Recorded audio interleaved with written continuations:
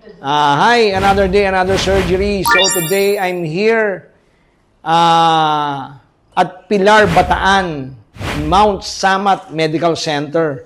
So I'll be having a collaborative surgery with Dr. Christopher Tumangbing. Dr. Tupe, Thank you, sir. one of the graduates of the Philippine Academy of Aesthetic Surgery. So we'll be doing breast lift. No? So we'll be deciding later if going to do a reduction. No? So ito yung mga patient na susan. Yung suso nasa tiyan or dolor, dodo nasa floor. Diba? Yun yung sinabi natin dati. So later we'll be showing the procedure of the breast lift with Dr. Tupe. He's the surgeon. Ano lang ako dito, chuchua. No? So, there is Mount Samat. No, you can see the cross at Mount Samat. No? So, that's it. We will see the procedure later. I'll show you the procedure.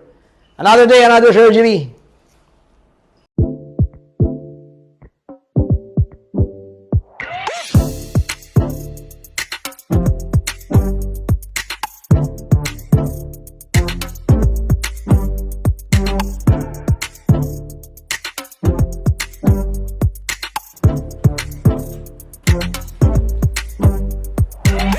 Hi, we're done with mastopexy, breast lift, no, without implant.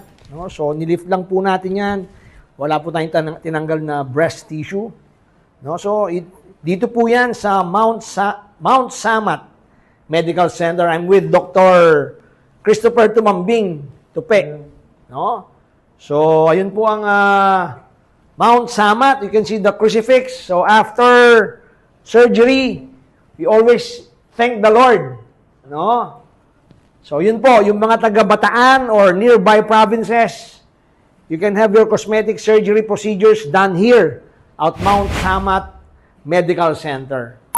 Another day, another surgery.